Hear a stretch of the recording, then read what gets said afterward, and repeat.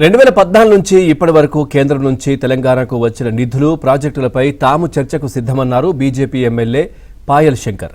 Sentiment రెచ్చగొట్టే KCR రాజకీయ లబ్ధి పొందాలని చూస్తున్నారని విమర్శించారు.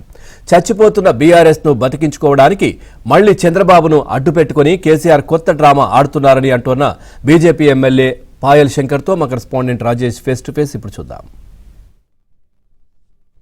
కేంద్రంలో భారతీయ జనతా పార్టీ విధానాలపైన బీజేపీ పైన తెలంగాణ మాజీ ముఖ్యమంత్రి కేసీఆర్ మరోసారి తీవ్రస్థాయిలో విమర్శలు చేశారు. మొదటి నుంచి కూడా తెలంగాణకు భారతీయ జనతా పార్టీ అడ్డుకట్టలు వేస్తుంది. తెలంగాణకు ఇప్పుడు ఒక్క రూపాయి కూడా ఇవ్వడం లేదు. దీనిపైన కాంగ్రెస్ ప్రభుత్వం నిర్ణయించాల్సింది పోయి భారతీయ జనతా పార్టీతో అంటకుందన్నట్లుగా నిన్న తీవ్రస్థాయి విమర్శలు చేశారు. దీనిపై మనతో పాటు మాట్లాడడానికి బీజేపీ ఎమ్మెల్యే పాయల్ శంకర్ గారు ఇప్పటి వరకు తెలంగాణకు కేంద్రం నుంచి వచ్చిన సాయం ఏమీ లేదు అన్నట్లుగా. 10 ఏళ్ళు ఆ రోజు కేసీఆర్ ఈ రాష్ట్రానికి ముఖ్యమంత్రి అయిండు అని అంటే భారతీయ జనతా పార్టీ పుణ్యం. ఆ రోజు టీఆర్ఎస్ పార్టీకి కేవలం లింగిలింగడని 2 ఎంపీలు మాత్రమే ఉండే. తెలంగాణ రాష్ట్రంలో ఎంపీలు లేకున్నా తెలంగాణ రాష్ట్రం ఎట్టి పరిస్థితుల్లో కావాలని ఆ రోజు పార్లమెంట్లో పోరాటం చేసి తెలంగాణ రాష్ట్రం కావడానికి ప్రధాన కారణమైనటువంటి పార్టీ భారతీయ జనతా పార్టీ. ఈరోజు భారతీయ జనతా పార్టీ ఆ రోజు పార్లమెంట్లో తెలంగాణ బిల్లుకు మద్దతే ప్రకటించకపోతే తెలంగాణ రాష్ట్రం అసలు వచ్చేదా?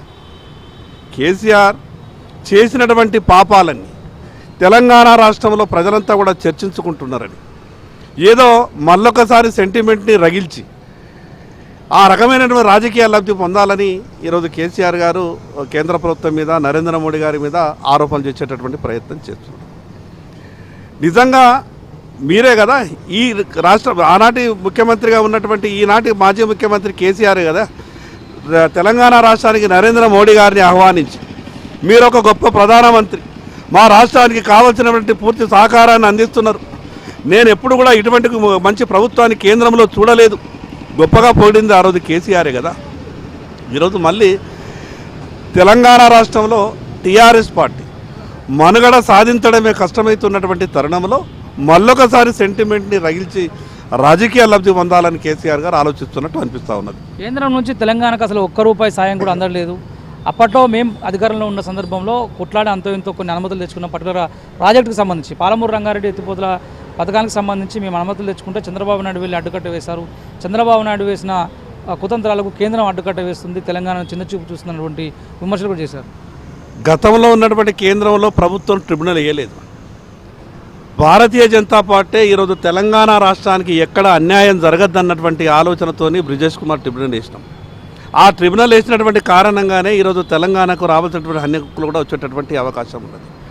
ఈరోజు డిపిఆర్లు అనేది ఒకసారి సబ్మిట్ చేసిన తర్వాత చిన్న చిన్న కారణాలతో వాపసు వస్తాయి.